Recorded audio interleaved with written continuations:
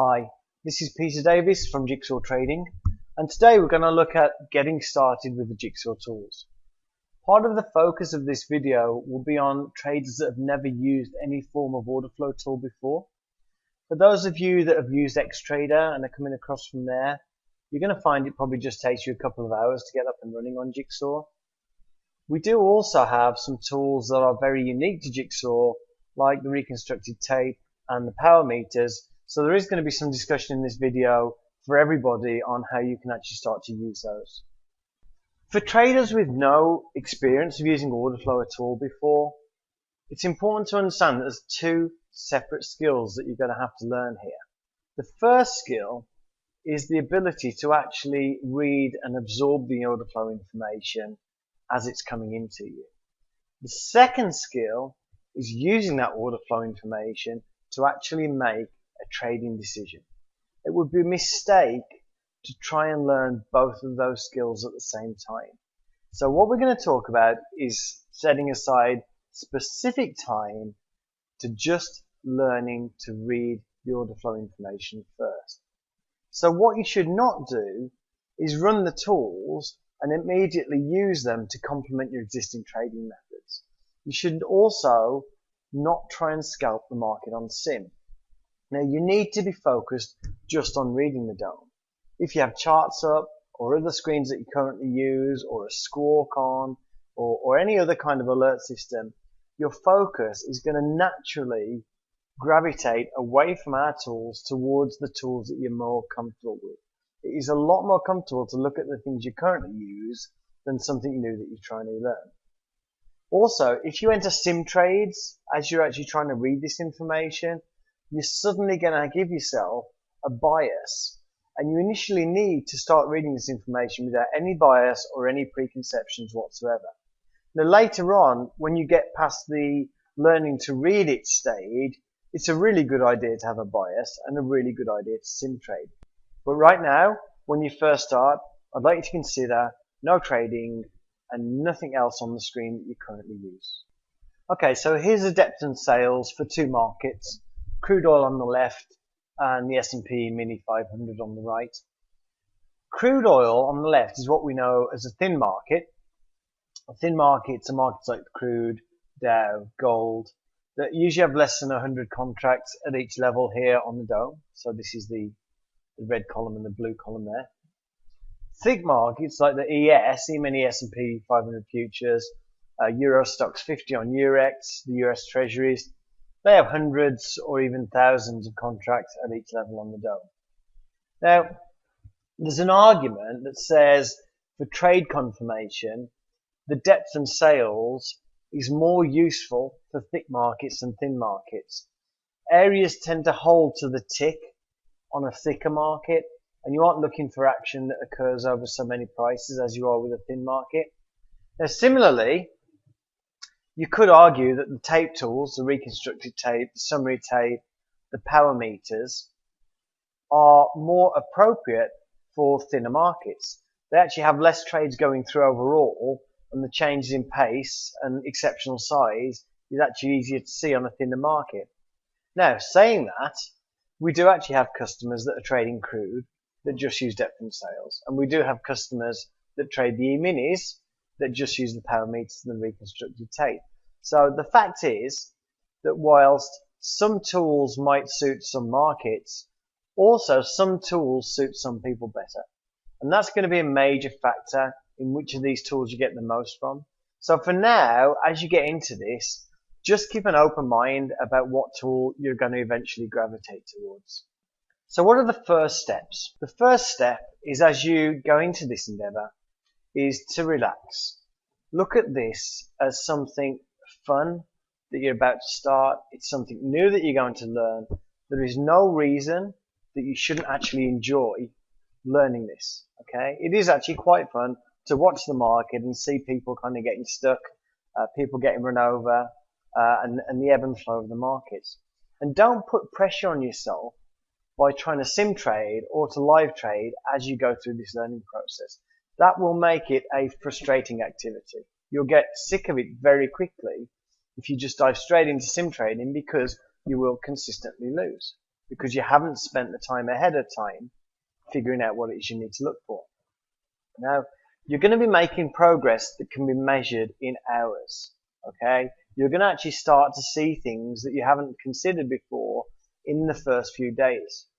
Okay? But what you need to do, because this is a new skill and because people tend to burn out and lose focus very quickly, is allocate only 60 to 90 minutes per session. And only do that 1 to 2 times per day. And stick on one market. Okay? Now, if you're not sure which market you want to actually stick to with your order flow, then put in a few days ahead of the time you're actually going to start to learn the order flow.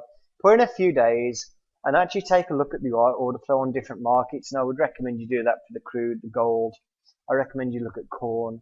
Recommend you look at the 6E. I recommend you look at some of the markets on Eurex. Recommend you look at the ES, because those markets all move in quite different ways. Of course, US Treasuries as well.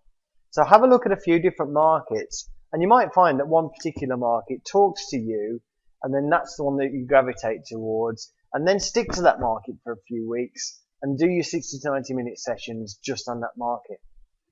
Now, it's also important to actually do this at peak times. There's no point doing this if it's 3 o'clock in the morning Eastern time, because there's no movement. You need to be looking at it. If you trade in the US, you need to be looking at it from 8 a.m. Eastern up towards lunchtime. You need to avoid news releases, because basically what you're looking at isn't going to be readable during a news release. And it's very important. All charts, news feeds, scores, alerts, off, everything, all you're going to have up on your screen is one single depth in sales. Okay, so here is my one single depth in sales. And what are we going to focus on? Okay, initially, I want you to focus on just one thing, and that would be the current trade columns in the center here. Now, those current trade columns are showing you how many contracts are executing at each level. So the red text here, the 8, that's how many sell market orders have traded into the bid at 1789.25. The blue number is how many buy market orders have traded into the offer at 1789.50. And all you're going to do is focus initially on this column and nothing else. And the things I want you to pay attention to are the size of the contracts executing at each level, the difference in size between the trades hitting the bid, which is this here, and hitting the offer, which is this here. I want you to look at the changes in size over time. So if it hits the bid at 200, ticks down, hits the bid at 300, ticks down, hits the bid, 3,000 contracts trade. Significant changes in size. I want you to look out for that. I want you to look out for the changes in speed. It ticks up and down. So it might trade, tick down, trade, tick down, trade, tick down, trade, trade, trade, trade, trade, no tick down. Okay. I also want you to look at how easy it ticks up versus tick down. So you might find right now we've got 267 contracts traded. We might be at this price. What could happen, we could tick up. It stays at that new price for just a second and then falls back down. So it ticked down almost immediately after ticking up. So right now, the market's taking a long time to tick up. Okay, and it didn't tick up at all. Market's taking a long time to tick up, but it's ticking down much easier. Then I want you to look at prices that we seem to get stuck at. Okay, so we move to a price, we seem to stick at that price, can't get away from it. Prices that we seem to gravitate back towards, and prices that nobody wants to trade, and that is all. Okay, so just this center column, we're going to ignore the depth here, and just focus on that center column. Okay, now right now, you may have a perception that people that are reading the order book are actually looking at all of the numbers at the same time. And so it concerns you that you can't actually read and kind of process and absorb all of the numbers at the same time. And the fact is, nobody can read all of those numbers at the same time. the thing we're doing is we're focusing on specific information a lot of the time, but then what we do is occasionally we glance at other information. The most important thing about order flow is the actual orders that are flowing in, and that's what those center columns show you. Okay. Now obviously, as we get to a key level, we might look at the total number of orders that have traded into that key level previously. We might look at the volume profile over here for a trade location. But right from the start, all you're really interested in are these numbers. Now the other thing is, don't try and do mathematics in your head. Don't try and tally up the total number of trades either side as it moves. If the difference between the amount trading into the offer and the bid are not obvious, then it's not going to be important. Now, if you do what I've just said for about 5 or 6 times, 5 or 6 of these 60 to 90 minute sessions, you're going to see certain things occurring. You're going to see price coming to a level, trading a lot of contracts, but price gets stuck, and also traders getting stuck. And you're going to see that kind of thing. You will absolutely definitely see these things. Nobody does this and doesn't see those things if they focus on their current trades. Okay. Now, I don't want to say too much about what you're going to see because I want you to start this with an open mind. But what I will say is if you spend the 5 or 6 60 to 90 minute sessions, you can Skype me or you can go to the Jigsaw Skype group and you can have a chat with the other traders about what you're seeing, and you'll find you're actually having an intelligent conversation based on what you now have, which is a kind of a deeper appreciation of the order flow than if you've spent no time looking at this at all. Now, as this becomes easier, you can start to look at other information. So we have like a split profile here, which is showing this is all the volume that's hit into the bid, this is all the volume that's hit into the offer, and this is the total volume profile. I personally tend to focus more on the total volume profile than the split profile. Okay, so from my perspective, your secondary focus would be occasionally glancing at the volume profile to see where large volume is and to see where small volume is. So that would be your secondary focus. The third thing that you might want to focus on, very specifically, this would be used when you're about to enter the market, is the snapshot column here, which is basically telling me right now that contracts are being added to the bid and contracts are being subtracted from the offer. Now the offer is still bigger than the bid, but right now they're adding contracts to the bid and they're pulling contracts from the offer. If we get some more pulling here and we get some more stacking here, I would expect price to actually tick up. But really that's something, that snapshot column, okay, there was that tick up. So that snapshot column is really something you're going to use just to refine an entry. It's not something that you're going to be watching the market's ebb and flow. Okay. Now, the next thing we might want to focus on is the depth. Okay, the market depth. Now, this is obviously very famous for being spoofed, but what you're looking here is obvious outliers. So, if the average depth is 1500, then somebody spoofing the market is not going to put up a bid of 1590. Okay, he's going to put up 2000 because it's more visible and it's more obvious. So if we look at the bids and offers now, we can see this offer of 1125 contracts. We don't know if it's real or fake right now, but what we do know is that that's an outlier. And again, that's the kind of thing you're looking at when you're reading the order flow. But again, the depth isn't something that we're going to be looking at every time. It's more a thing that we're going to be looking at after we've done some refining with the order execution here. Now, what you can also do after a while is you can start to put the key levels you've got from your analysis of the market into here. So, for instance, if you use yesterday's high as an indicator, then you can put yesterday's high in there, and then you could actually start to combine your existing analysis techniques and the order flow by now watching order flow as we come into this specific level. Okay, now as far as depth and sales is concerned, that is all you need to do. Okay, it's no more difficult than that. So just focus on the center 2 columns. Don't worry about the other columns later. You will know when you are ready to start paying some attention for the other columns. Okay, it will become very easy to read those center columns after a while, and then you can focus on the other stuff. Now, with the reconstructed tape and the power meters, a lot of the information on there is the same as the current trade columns on depth and sales. We're either looking at all of the trades, just large trades, looking at power meter with all trades showing us the difference between the amount of buying and selling, or we're looking at the power meter, filtered trade showing the difference in the buying and selling of the large players. It's all similar to that current trade column in depth and sales. It's just giving you a slightly different way to read it. And this is a skill. This is basically what tape reading is, the reading of the actual trades going through. And what you're interested with the tape reading, you're interested in the pace of the trades, how quickly the trades are actually coming in. You're concerned with the activity of large traders. Again, concerned with prices that we keep coming back to, prices that we can't get through, and prices that nobody wants to trade. And we're also looking at a switch in activity from being predominantly buy side to predominantly sell side and vice versa.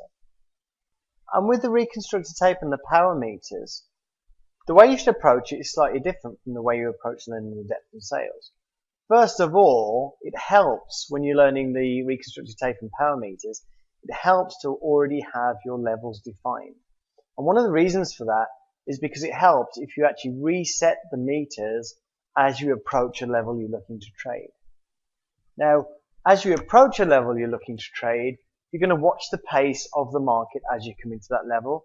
Does it rush towards it? Does it back away from it? You're going to watch the distribution of buy to sell orders. You might start moving up, but you might find that actually on that move up, you're actually seeing a lot more selling orders start actually coming into the market. You're also looking to see if large players are still around and on which side. So again, if you're moving up to a level where you think the market might reverse, did all of a sudden the large buy market orders kind of disappear and all you're seeing are the one lot warriors? It also helps if you record the action and play it back.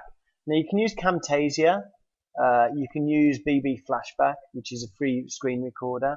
Just record the screen, and then what you can do is you can actually go over the turning points later on and kind of analyze the kind of action that you saw at those turning points. But obviously, remember what we said, it really does help if you reset the meters as you approach a level.